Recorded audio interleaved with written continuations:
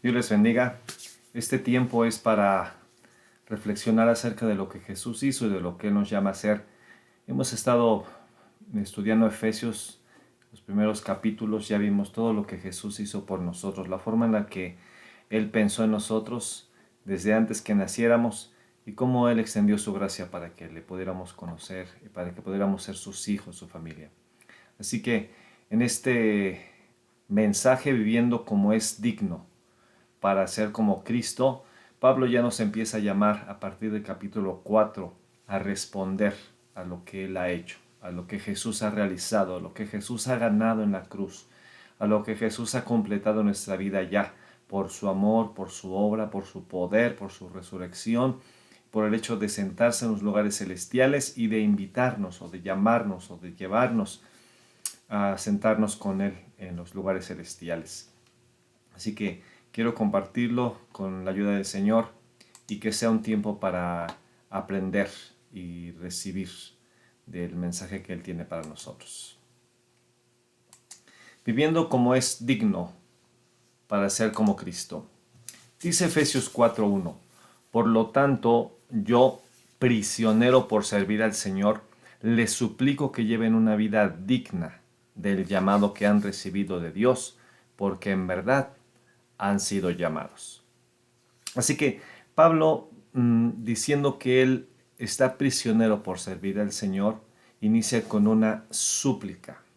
Les suplico. Este les suplico viene de la misma palabra que es alentar o amonestar o llamar. Entonces es una actitud que Pablo tiene, que podría ser diferente, que podría ser una de autoridad, pero él inicia con una súplica. Les suplico.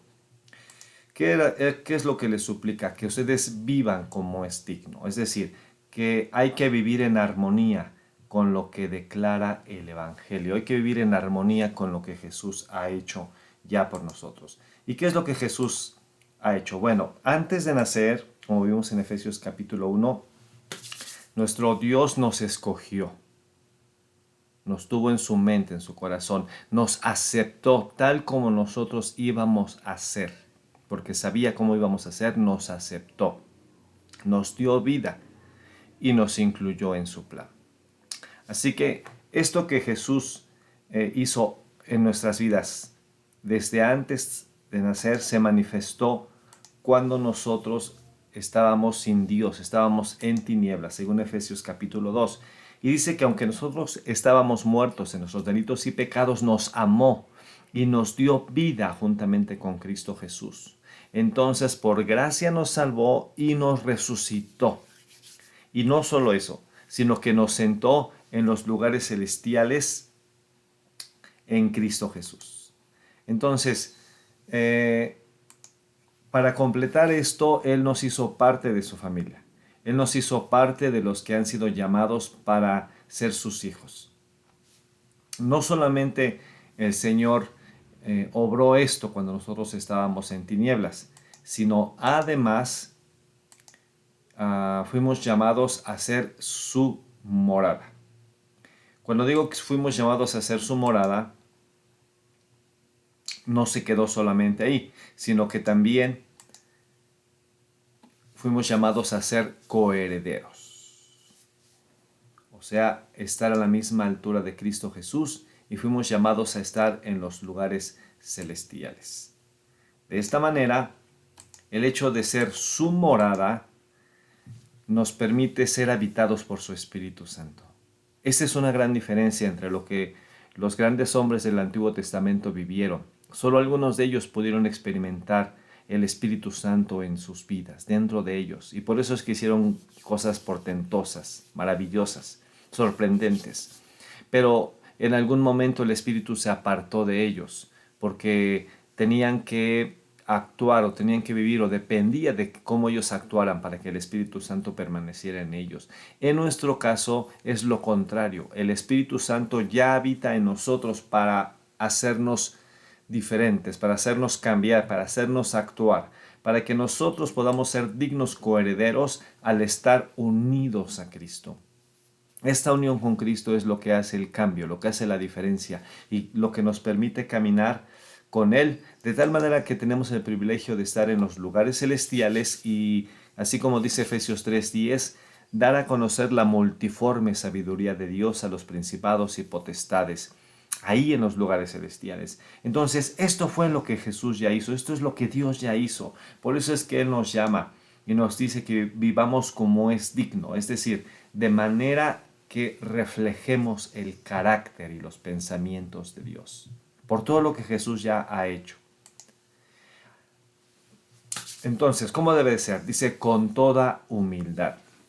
Esta palabra en el original significa humildad de mente, ¿sí? En la mente es donde se establece la humildad que Dios quiere que nosotros tengamos. Es como esa humildad de un niño, es como esa actitud de yo necesito ayuda, es como esa actitud de yo espero en ti, yo dependo de ti. Entonces dice que vivamos con toda humildad y que tiene que ver con permanecer en un nivel bajo y con mansedumbre.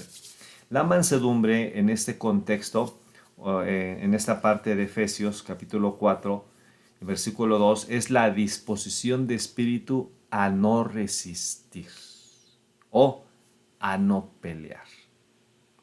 Entonces, esto va junto, que nosotros vamos a mostrar cómo es Jesús a través de la humildad y la mansedumbre.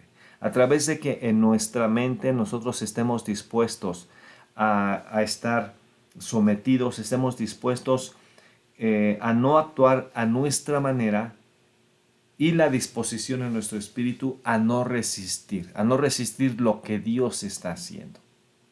Porque en verdad muchas veces las circunstancias que pasamos y las relaciones que tenemos con otras personas, incluyendo a los hermanos en Cristo, son relaciones en las cuales nosotros quisiéramos que las cosas se hicieran a nuestra manera. Pero esta actitud de humildad y mansedumbre es una disposición a no resistirnos a lo que Dios quiere hacer, a no pelear. Después, en el siguiente versículo, dice, con paciencia, o dice en la Reina Valera, soportándoos con paciencia los unos a los otros en amor. Entonces, cuando dice que lo hagamos con paciencia, la palabra sería longanimidad, que significa temperamento largo o extendido. Y esto implica el poder sufrir el maltrato. Entonces, cuando dice soportándoos con paciencia en amor, significa sostener arriba contra una cosa. Miren, resulta que cuando nosotros soportamos a los demás, lo que estamos haciendo es que nosotros mismos y a esa persona a la cual estamos soportando, sobrellevando, la estamos levantando de la tentación, la estamos levantando de que se ha arrastrado por el ataque del enemigo, se ha arrastrado por la pasión.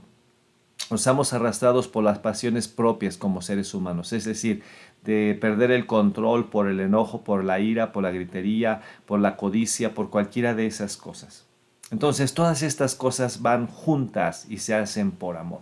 Ahora, ¿por qué es que Pablo está hablando de esto? ¿Por qué es que nos dice que necesitamos tener humildad, que necesitamos tener mansedumbre, que necesitamos tener paciencia y que necesitamos tener amor?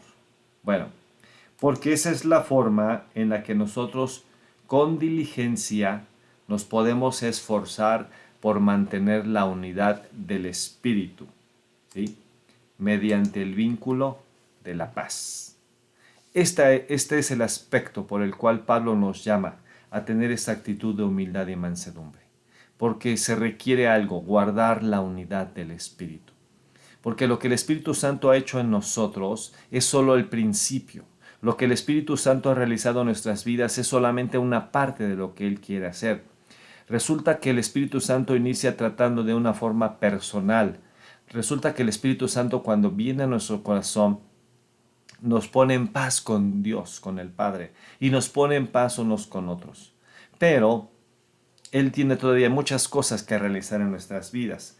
Por eso es que esta palabra diligencia o solícitos, ¿sí? Se puede traducir como esfuércense por mantener la unidad del Espíritu mediante el vínculo de la paz, o sea, estando en paz unos con otros. Entonces, Pablo empieza a hablar de por qué es que debemos estar unidos, por qué es que debemos de esforzarnos en cuidar esa unidad. La base de la unidad, dice Efesios 4:4, es que hay un solo cuerpo y un solo espíritu, así como también fueron llamados a una sola esperanza. La base de la unidad es el hecho de que todos somos iguales delante de Dios, es que todos somos parte del cuerpo de Cristo. Todos estamos en ese cuerpo y como Pablo también lo escribe en 1 Corintios, dice que cuando un miembro del cuerpo se duele, todo el cuerpo se duele con él. Así sea un dedo, así sea una uña. Cuando nos duele, todo nuestro cuerpo se duele con él. Pero dice que también cuando un miembro es exaltado, es bendecido, todo el cuerpo se goza con él. Entonces hay un solo cuerpo. No hay muchas iglesias, no hay sino un solo cuerpo en Cristo Jesús. Y ese único cuerpo fue hecho uno a través del Espíritu Santo. Nosotros tenemos también un solo Espíritu. Uno solo es el que nos llena. Uno solo es el que nos gobierna. Él tiene un solo pensamiento, Él tiene una sola intención, Él tiene un deseo específico, llevarnos a Jesús y llevarnos a glorificar al Padre. Así que la base de la unidad es que somos parte de un solo cuerpo que es la iglesia, somos parte de un solo espíritu que es Dios mismo y también hemos sido llamados a una sola esperanza. Fíjense que nuestra esperanza, según la palabra, tiene que ver con el hecho de que Cristo está en nosotros, de que nuestro cuerpo va a ser transformado y también nuestra esperanza incluye que vamos a ser manifestados como hijos de Dios. Entonces, en Colosenses capítulo 1, versículo 27, dice que Cristo en nosotros es la esperanza de gloria. Esta realidad de que Él es la esperanza de gloria, de que nosotros estamos esperando verlo cara a cara, inicia con el hecho de que Él ya vive en nosotros. Ahora, cuando nosotros leemos Filipenses capítulo 3, versículo 21, encontramos más acerca de nuestra esperanza. Dice que seremos transformados. Dice desde versículo 20, Filipenses 3:20, mas nuestra ciudadanía está en los cielos, de donde también esperamos al Salvador, al Señor Jesucristo. Estamos esperando la segunda venida de Jesús. Dice, el cual transformará el cuerpo de la humillación nuestra para que sea semejante al cuerpo de la gloria suya, por el poder con el cual puede también sujetar a sí mismo todas las cosas. Así que cuando Cristo venga, nosotros tenemos la esperanza de que Él va a transformar nuestro cuerpo y lo va a hacer semejante al cuerpo suyo. Esa es nuestra esperanza. Ahora, nosotros cuando seamos transformados por Él y seamos llevados con Él a estar en los cielos, mientras aquí está la tribulación y la gran tribulación, finalmente vamos a regresar cuando Él venga por segunda vez en forma visible a la tierra, ¿sí? Y termine la limpieza de la tierra, de la humanidad y establezca su reino. Nosotros vamos a venir ahí y ahí es donde vamos a manifestarnos con Él. Va a ser la manifestación de los hijos de Dios. Cuando vamos a Romanos capítulo 8, encontramos en el versículo 19 que dice, porque el anhelo ardiente de la creación es el aguardar la manifestación de los hijos de Dios. La creación está esperando que nosotros nos manifestemos juntamente con Cristo. Dice, porque la creación fue sujetada a vanidad, no por su propia voluntad, sino por causa del que la sujetó en esperanza. O sea, el Señor cuando tuvo que sacar al hombre del huerto y cumplir lo que él había dicho, si comieren de este fruto van a morir, también toda la creación fue sujeta a vanidad. Toda la creación empezó un proceso de deterioro. Por eso es que la creación es como es ahora. Por eso es que se está deteriorando. Pero la creación está esperando que nosotros nos manifestemos porque dice que ella va a ser liberada. Dice el 21, porque también la creación mismo será libertada de la esclavitud de corrupción. La creación ahorita está sujeta a la corrupción, es decir, se va deteriorando. ¿Por qué? A causa del pecado. Pero cuando nosotros seamos manifestados con Cristo en su segunda venida visible, la creación va a ser liberada. Por eso es que en el milenio va una vez más, los animales van a dejar de ser carnívoros, van a dejar de ser agresivos, van a dejar de tener los instintos por los que ahora subsisten y van otra vez a ser como al principio. Esa es nuestra esperanza, imagínense. Entonces, por eso es que tenemos que buscar o mantener la unidad, ¿sí? Por lo que ya hemos recibido y por lo que vamos a recibir. Ahora, el medio de la unidad, dice Efesios 4:5, un solo Señor, una sola fe, un solo bautismo. Cuando nosotros encontramos en la Escritura que Jesucristo viene a ser nuestro Señor, significa que Él viene a ser nuestra cabeza. Entonces, para que Él sea nuestra cabeza, para que Él gobierne en nosotros y seamos parte de Él, necesitamos tener una sola fe. Es decir, creer que solo Jesús nos puede salvar, que solo Jesús dio su vida por nosotros en la cruz del Calvario. No podemos decir, pues yo creo en Dios, yo creo que Dios es bueno y Él sabe que yo me porto bien. Esa no es la fe que salva. La fe que salva es decir, yo reconozco que he pecado, pero que Jesús vino a dar su vida, se entregó por mí, me salvó a través de su sangre y ahora yo creo que Él es mi Señor y mi Salvador. Y entonces un solo bautismo, que es identificarnos con el hecho de que Jesús murió y nosotros morimos en Él, resucitó y nosotros resucitamos en Él y ahora vivimos para Él. Y el propósito de la unidad, dice Efesios 4:6, un solo Dios y Padre de todos, que está sobre todos y por medio de todos y en todos. Entonces, nuestro Dios y Padre es el propósito de la unidad. El propósito de la unidad es darle solo la gloria a Él, solo el reconocimiento a Él, solo el primer lugar a Él, solo el centro de nuestras vidas y de todo lo que nosotros hacemos, también en forma práctica en esta vida. Así que Pablo nos llama a que vivamos como es digno, de manera que reflejemos el carácter y los pensamientos de Dios. Ahora, ¿cómo reflejamos el carácter y los pensamientos de Dios? Dice en el versículo 7, pero a cada uno de nosotros se nos ha dado gracia en la medida en que Cristo ha repartido los dones. A cada uno de nosotros nos fue dada gracia porque Él ha repartido dones. Dice versículo 8, por esto dice, cuando ascendió a lo alto, se llevó consigo a los cautivos y dio dones a los hombres.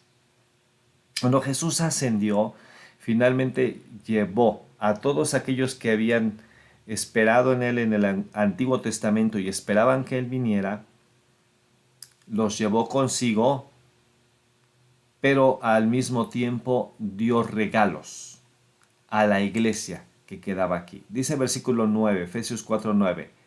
¿Qué quiere decir eso de que ascendió, sino que también descendió a las partes bajas? El que descendió es el mismo que ascendió por encima de todos los cielos para llenarlo todo. Así que Él llena todo. Él llena los cielos y llena todo. ¿Cómo Él va a llenar nuestras vidas? ¿Cómo Él va a llenar esta tierra de su conocimiento? Bien, a través de las expresiones de Cristo.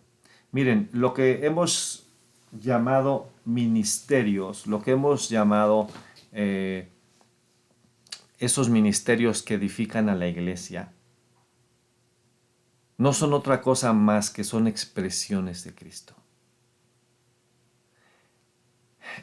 Dice en Efesios 4:11 que Él constituyó apóstoles, profetas, evangelistas, pastores y maestros. Ahora, pero el centro es Él. Jesús fue el que constituyó para que Él sea el centro. Estos no son títulos. Estos no son grados de autoridad. Estos no son para gobernar en sí. Estos son para hacer la obra de Cristo, para manifestar el amor de Cristo. En verdad, cuando encontramos los apóstoles bíblicamente, fueron aquellos hombres que estaban dispuestos a dar su vida, que eran enviados a lugares donde no sabían cómo les iban a recibir, a lugares donde no sabían cómo iban a iniciar, pero iban con el respaldo de Dios, con el poder de Jesucristo y con el amor de Jesucristo. Y nosotros encontramos la forma en la que muchas veces fueron maltratados los apóstoles enviados para iniciar una nueva iglesia, como cuando Pablo estuvo en Filipos y fue juntamente con Silas azotado y encarcelado. Entonces los apóstoles manifiestan el amor de Cristo, el amor por las almas.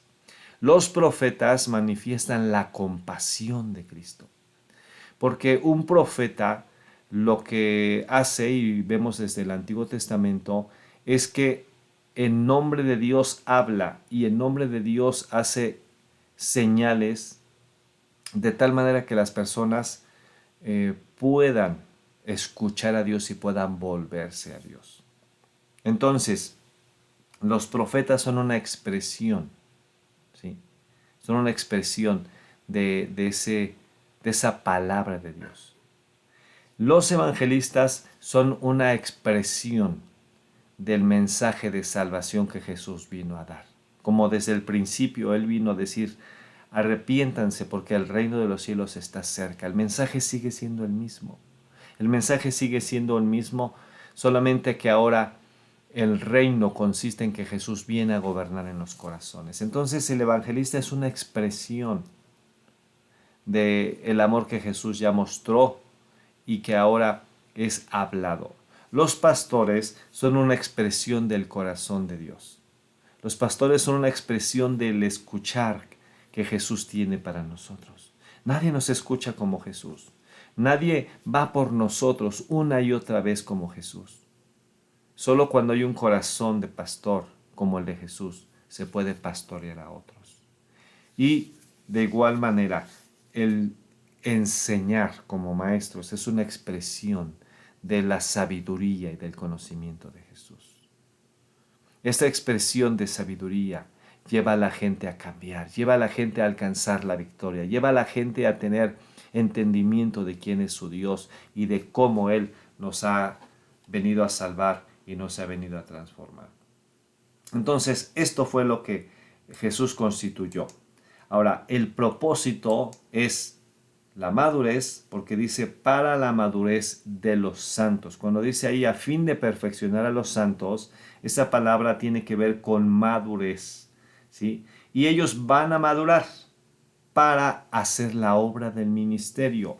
No solo estos dones, estos regalos, apóstoles, profetas, evangelistas, pastores y maestros, deben de hacer la obra del ministerio. No. Ellos llevan a la madurez a los santos para que todos los santos hagan la obra del ministerio. Y cuando todos los santos hacen la obra del ministerio, entonces se lleva a cabo la edificación del cuerpo de Cristo. ¿Correcto? Entonces, ¿cuál es el propósito de estos dones, de estas expresiones de Jesús mismo? La madurez, el servicio y la edificación. Nosotros somos llamados a esto. Nosotros tenemos que buscar la madurez, nosotros tenemos que servir y nosotros tenemos que participar en la edificación del cuerpo de Cristo. ¿Cuál es la meta? Dice en Efesios capítulo 4, versículo 13, hasta que todos lleguemos a la unidad de la fe, ¿sí? Y del conocimiento del Hijo de Dios, a un varón perfecto, a la medida de la estatura de la plenitud de Cristo. Esta es la meta. La meta es que todos tengamos una misma fe en Cristo Jesús, que lo podamos conocer tal como Él es. Y de esta manera nosotros podamos llegar a la medida del varón perfecto y a la estatura de Cristo.